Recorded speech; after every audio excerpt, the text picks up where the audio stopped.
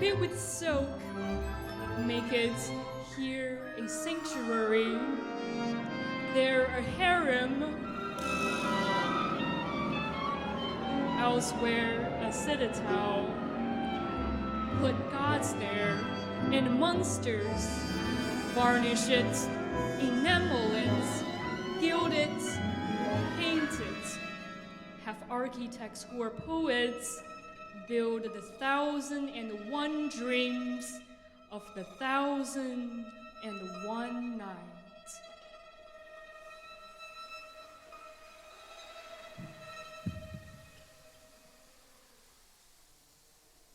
At the gardens, basins, gushing water and foam, swans, ibis, peacocks, supposing a word, a sort of dazzling cavern of human fantasy.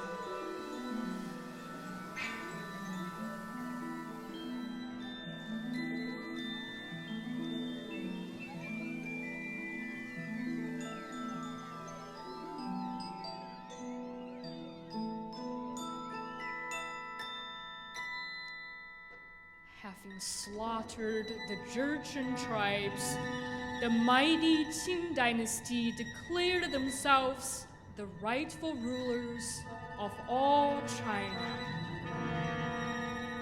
Thus they found the millennia of cultural treasure as their prize.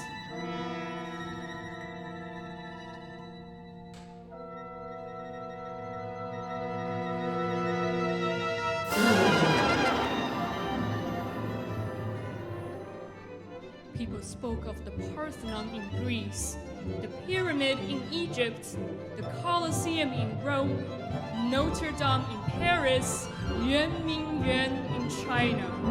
If people did not see it, they imagined it. It was a kind of tremendous unknown masterpiece, like a silhouette of the civilization of Asia.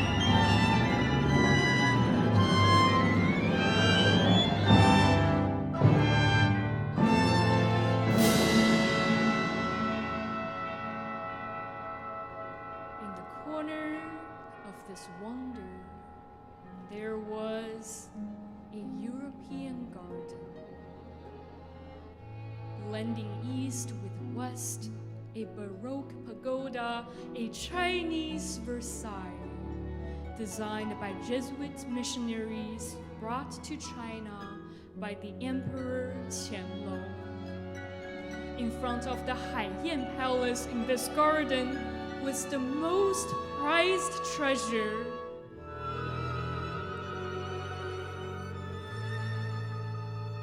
the Zodiac Fountain, 12 animals of bronze,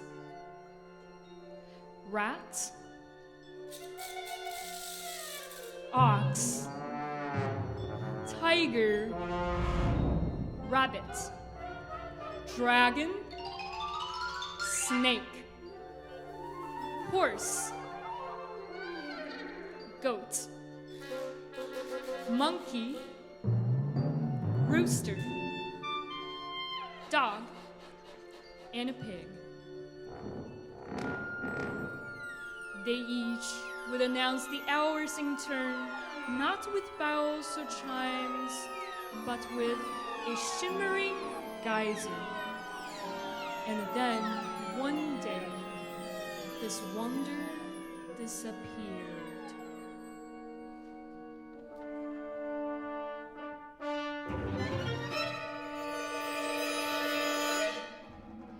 Vengeful and the greedy armies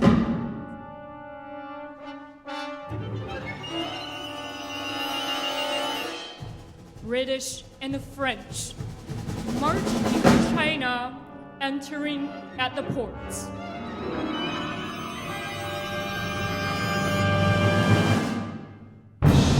Emboldened by their guns and cannons, they destroyed tens of thousands of Qing soldiers on horseback who carried only swords and spears.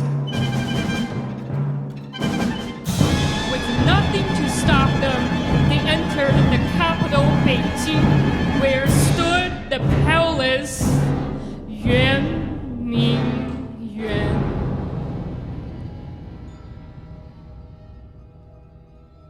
European soldiers were mesmerized by what they saw, unable to believe that such wonder could exist. They wanted to possess every piece of treasure, to claim and take all that could be taken, to destroy all that stood on the ground of Yuan Ming Yuan.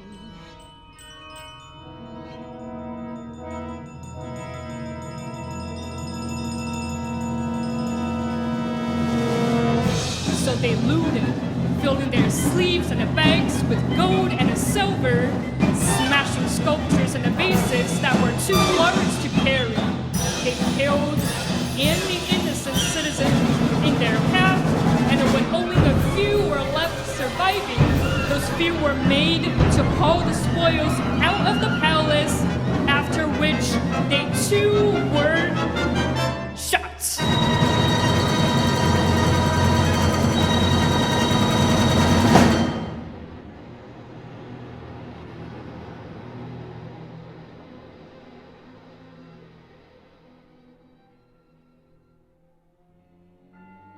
The water of the Zodiac Fountain ran red with the blood of the blameless inhabitants of the palace. Each bronze animal was beheaded, their heads bagged in burlap to be borne away with the mountains of treasure that was enough to make armies rich. Wanting to obliterate anything and everything that could not be taken, the armies lit the entire palace and the grounds on fire as they stormed away, laden with this dream of an empire.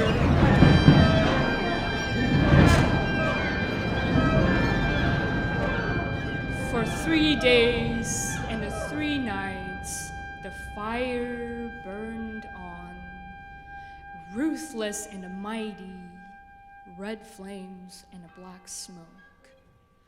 All that was left standing were the charred remains of columns from the European garden. Silent as Druids, the sole surviving witness to this Westerner's crime.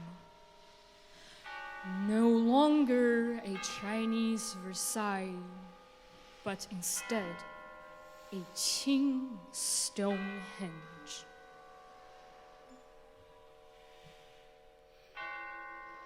For 100 years and more, the ruins of Yuan Ming Yuan have stood.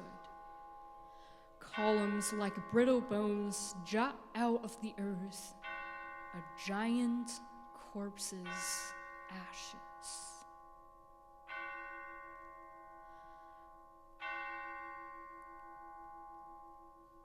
Pieces of the wonder find their way back home, now and again, slowly, piecemeal, some shining still, others defaced or damaged. Some stare out from behind glass at curious and innocent faces, which resembles a remarkable resemblance to those French and British soldiers.